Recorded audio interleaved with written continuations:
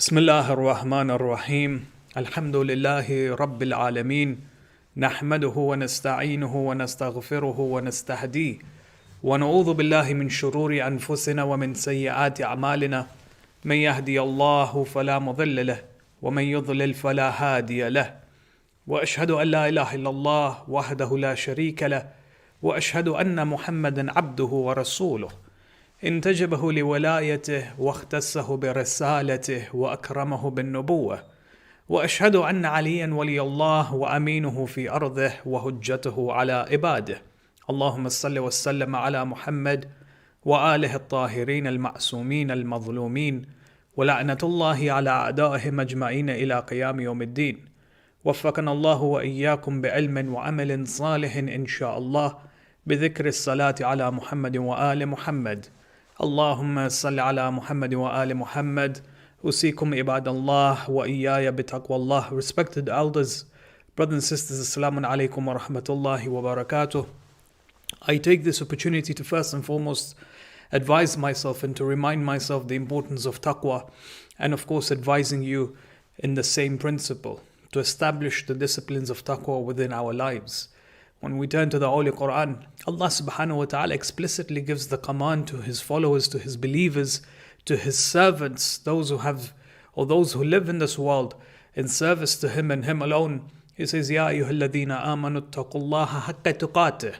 O you who believe, once you have iman settled within your heart, now work and establish yourselves to have an absolute consciousness of Allah subhanahu wa ta'ala, to remember Him in every walk of your lives, in your private lives, in your public lives as well. That every dimension of your life should be accommodated with His remembrance. Fear Him the way He ought to be feared. Remember Him the way He ought to be remembered. وَلَا تَمُوتُنَّ إِلَّا وَأَنْتُمْ مُسْلِمُونَ. And do not depart from this world except that you have wholeheartedly and its totality submitted to Him and His message. Elsewhere in the Holy Quran, Allah subhanahu wa ta'ala says, Ya ayyuhalladhina amanu taqullaha wa kunu ma'as sadiqeen. O you who believe, fear Allah subhanahu wa ta'ala, be conscious of His presence, and be amongst those who are the manifestations of truth. Be amongst those who are considered to be the truth. Because once we recognize the truth, and we recognize their ability to show us and guide us the path to Allah subhanahu wa ta'ala, you'll find that there is nothing better, nothing more valuable in this world except by adhering to their teachings. And of course, when we refer to the riwayat of the Ahlul Bayt, they have effectively come forward and said that we are amongst those who are considered to be sadiqeen. We are the truthful ones, the embodiments, the establishments of truth. When we refer to Khutbatul Muttaqeen, to carry on our discussions which we started a few months ago, looking at this beautiful khutbah of Amir al-Mu'mineen alayhi salam, when he begins to characterize the different attributes of the muttaqeen, what's wonderful is this particular phrase that I want to look into today. He says in this particular khutbah, describing the muttaqeen, he says, وَهُمْ وَالْجَنَّةُ كَمَنْ قَدْ رَآهُ. He says there are those who are considered to be the muttaqeen, and they live their lives as if they see paradise. فَهُمْ فِيهَا مُنَعَّمُونَ. They see paradise as if it is just before their eyes, and they experience the bliss and the rewards and the thawab of paradise. They're still living in this world. They still haven't died. They haven't passed on to the hereafter, but they live this world. Every day that goes by, they live in this world as if they can see paradise before them. وَهُمْ وَالنَّارُ كَمَنْ قَدْ رَأَى فَهُمْ فِيهَا مُعَذَّبُونَ. He says they live their lives as if they can see the fires of hell before them, and they are suffering from it. They can feel the fires and the heat of Jahannam, and they suffer from its punishments. So as long as the muttaqin are alive, it is as if they can see the thawab of Jannah, and it is as if they can see the fires of Jahannam, the adhab of Jahannam. Now what's beautiful is the opinions of the scholars with regards to this particular statement. They say that the muttaqeen are those individuals who are constantly looking towards the hereafter. although they live their lives in dunya, they've got their vision set upon the hereafter. And Allah subhanahu wa ta'ala beautifully describes the muttaqin in the Holy Quran, that one of the responsibilities of those who have iman should be وَتَزَوَّدُوا فَإِنَّ خَيْرَ الزَّادِ التَّقْوَى, is to take provisions for you for the ultimate journey. Which journey is Allah speaking of? The journey of the hereafter. You see, when you and I, for example, when we prepare for a journey, whether it be to a different country or a different city, regardless, we take provisions with us. We take certain foods, we take certain clothing with us to make sure that we're comfortable during the journey and once we reach our destination. Here Allah subhanahu wa ta'ala says, as long as you're alive in this world is a journey towards the hereafter. And take provisions with you for the everlasting journey. And the best of provisions, وَخَيْرَ الزَّادِ التَّقْوَى. The best of provisions is the state of piety and the state of righteousness. The state of when a person has consciousness of Allah subhanahu wa ta'ala's presence. So there is a level of certainty that is embedded within the hearts of those who have iman, within the hearts of those who are recognized as the muttaqeen. Certainty about Allah subhanahu wa ta'ala. Now the scholars, when they speak about this aspect of certainty, Amir al-Mu'mineen alayhi salam embeds this particular concept with the idea of fear and hope. That as mu'mineen, as muttaqeen, there is a perfect balance of hope and fear. Especially when it comes to our association and our relationship with Allah subhanahu wa ta'ala. We're not perfect. We're sinners. There are certain sins that we commit day in and day out. The evil and the sins that I commit helps me understand that there is punishment that will follow. And if I do not care about the heaviness of these sins and I do not care about turning to Allah, being repentant towards Him, seeking Allah's grace and mercy to absolve the different ramifications of these sins in my life, these sins will affect me in dunya as well as in akhirah. In akhirah, there will be punishments associated with those specific sins. So I develop a fear of Allah subhanahu wa ta'ala by reading many verses of the Holy Quran. The Holy Quran many a time speaks about Jahannam and the punishments of the fires of hell. And the purpose of that is to establish and to instill fear in the hearts of the reader. That when I read these specific verses, by finishing these verses, I turn to Allah and I say, Ya Allah, there are many sins that I have committed. Astaghfirullah Rabbi wa atubu ilayh. And I seek istighfar and I seek repentance from Him and Him alone. At the same time, the muttaqeen are those who have hope and they long towards the mercy of Allah subhanahu wa ta'ala. And hope is a powerful psychological benefit that is good in itself. And there are many good deeds and actions that I can accumulate in this world. And I turn to Allah subhanahu wa ta'ala and I say, I hope that you accept these goods that I am accumulating as long as I am alive. So that when I leave this world, I hope that you grant me everlasting benefits and reward. I develop the love of Allah subhanahu wa ta'ala by constantly remembering how merciful He is, how great His power is to remove all ailments and impurities from my heart. So there is a balance, and a balance ought to be created between hope and fear. A person who sees Allah subhanahu wa ta'ala as a vengeful God, and a person who establishes fear of Allah subhanahu wa ta'ala, you'll find that he understands Allah understands Allah completely wrongly. And at the same time, what he does is he begins to believe Allah and attribute certain things to Allah subhanahu wa ta'ala that Allah has not attributed towards Himself.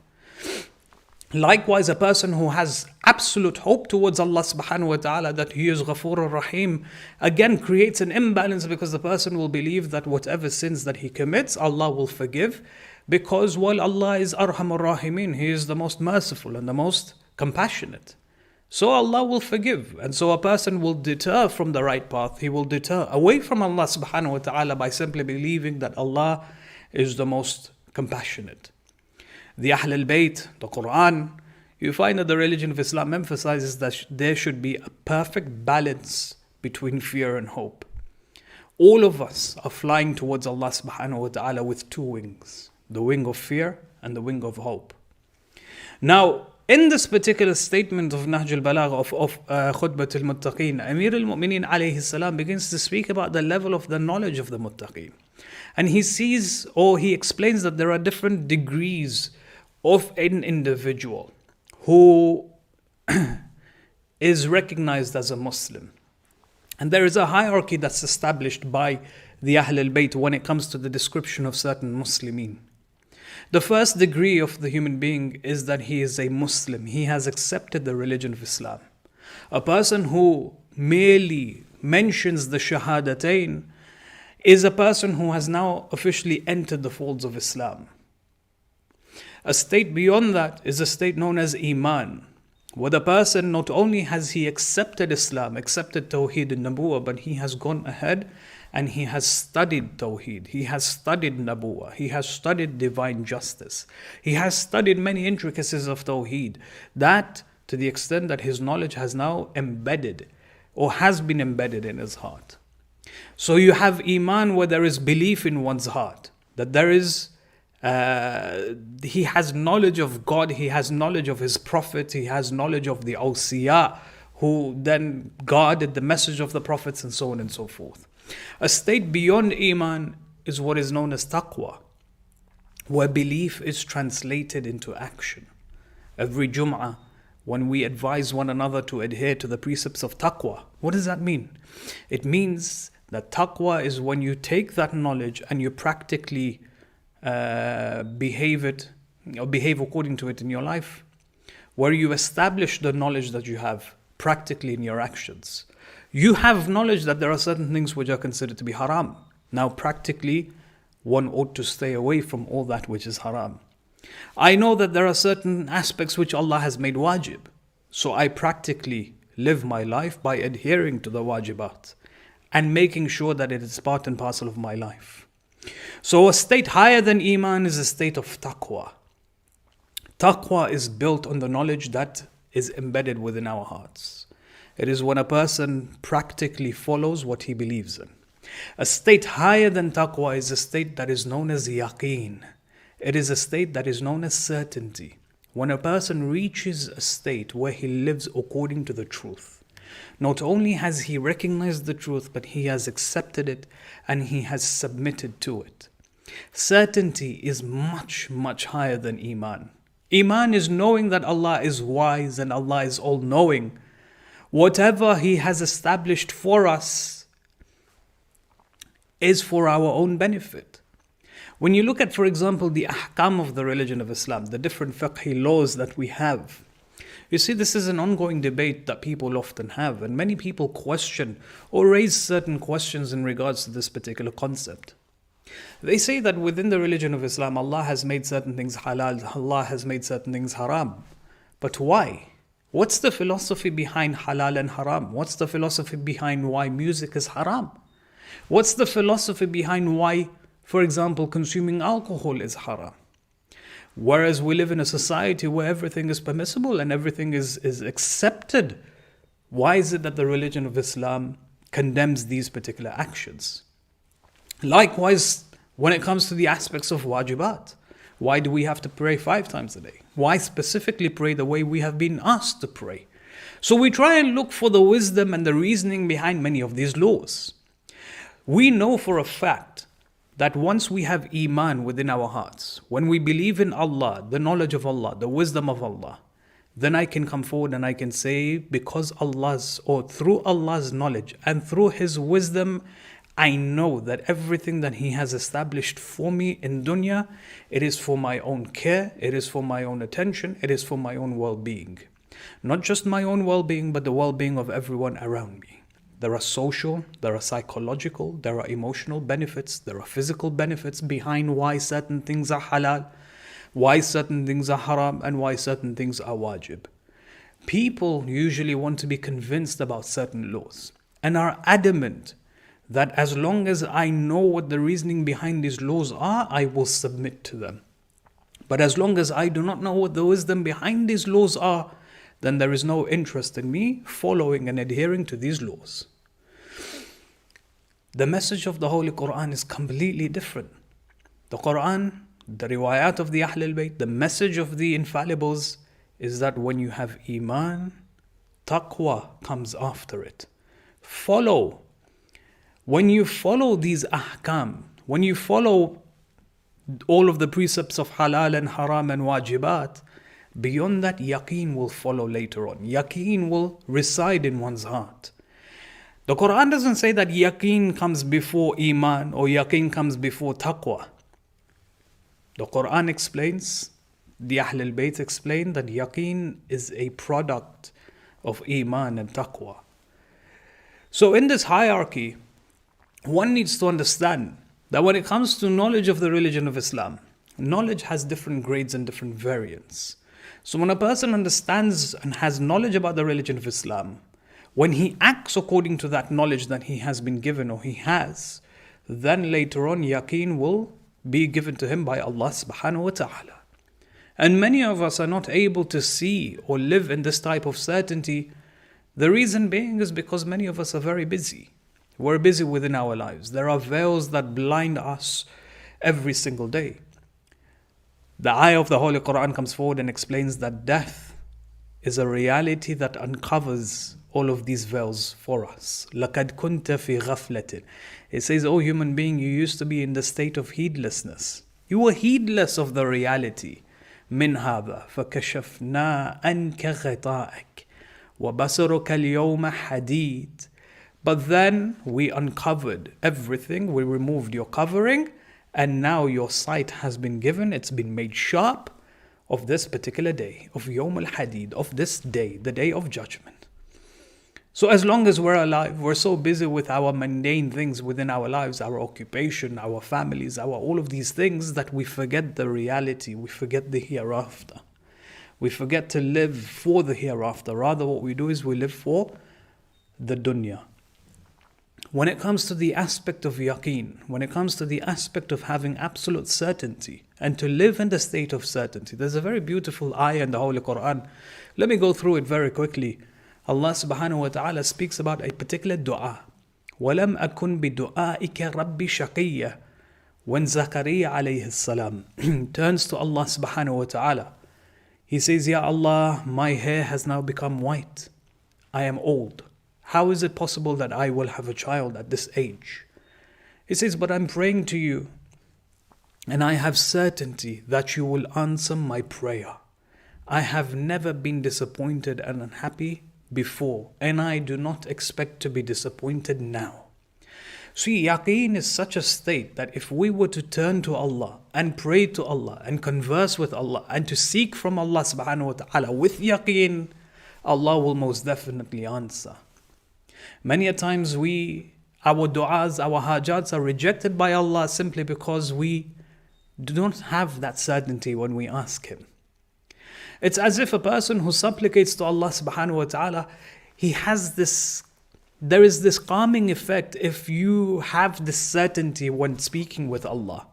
It's as if in your most dire time of need, you've turned to Allah and you've entrusted Him with your request. And now you know that it's in safe hands.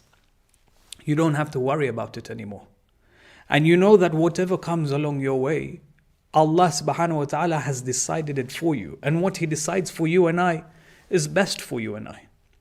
Amir al-Mu'mineen alayhi salam in this area, in this specific area, he says, whoever has certainty has or is successful. That when a person has yaqeen in his heart, whatever the outcome may be, out of or from that certainty, there is nothing but success for that person. Allah subhanahu wa ta'ala, and this is a rule of the thumb, it's a very powerful formula. Allah behaves and acts with us based on our expectations of Him.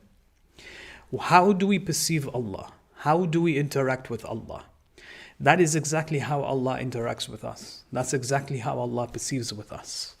If I turn to Allah with yaqeen, with confidence, with absolute, in the state where I entrust all my affairs to Him, I have absolute tawakkul upon Him and trust, then Allah subhanahu wa ta'ala will behave with me in the same way. But if I'm wishy-washy, if I'm 50%, for example, in my communication with Allah subhanahu wa ta'ala, half of my mind is there, and half of my mind is with Allah, then Allah will respond to me in the same way. When a person turns to Allah with yaqeen, with certainty, then see how your prayers are answered in many different ways, in unforeseen ways, by Allah subhanahu wa ta'ala. The Anbiya, they had strong faith and they were confident that Allah subhanahu wa ta'ala would help them gain success, despite their apparent weakness. And that's food for thought for each and every one of us. What's our communication? What's our association? What's our relationship with Allah subhanahu wa ta'ala? One day a man came towards Imam Sadiq alayhi salam and he said, how do I know what my maqam, what my position is in the eyes of Allah? And the Imam said, what is the maqam of Allah in your heart? What's the position of Allah in your heart? You're asking about what your position is in the eyes of Allah. What is the position of Allah in your heart? Allah's relationship with us is based on what our relationship is with Him. Having said all of this, one of the greatest things that we as Muslims have been taught and is part of our culture, it is part of our Islamic culture, you could say, is the idea of coming together as a community and supplicating and praying together as a community towards Allah subhanahu wa ta'ala. In the coming days, inshallah, after the month of Muharram begins, we as the community will resume our Salat al-Jama'ah, our congregational prayers.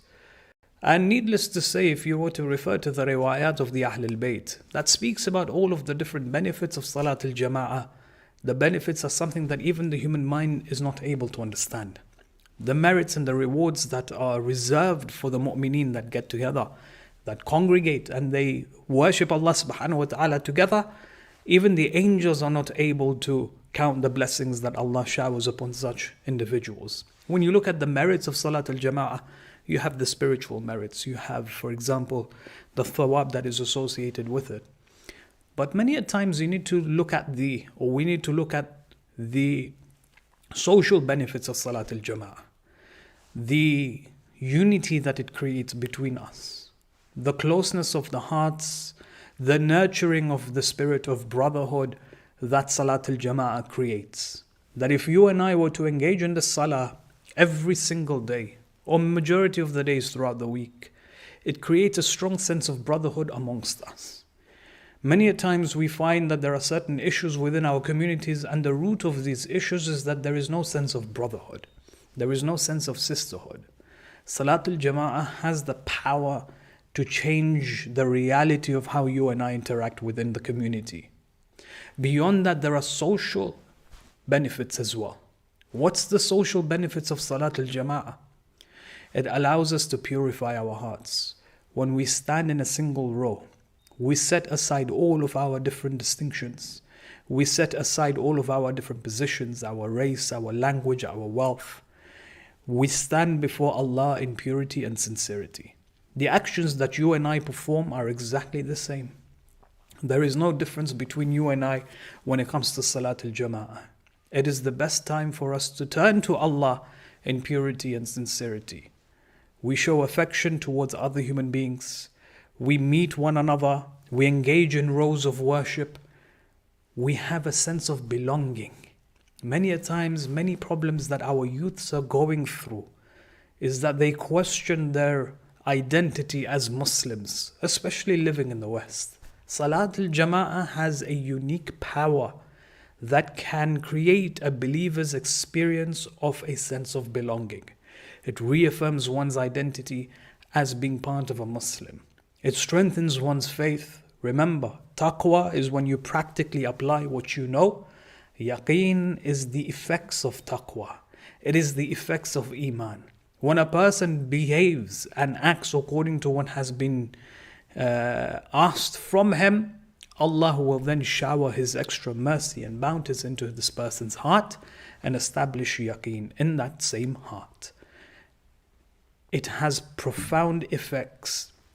Salat al-Jama'ah has profound effects in the way we live our lives, in the worldview that we develop, and of course our relationship with the Ahl al-Bayt, which in turn has an effect on our relationship with Allah subhanahu wa ta'ala. We pray to Allah subhanahu wa ta'ala to increase our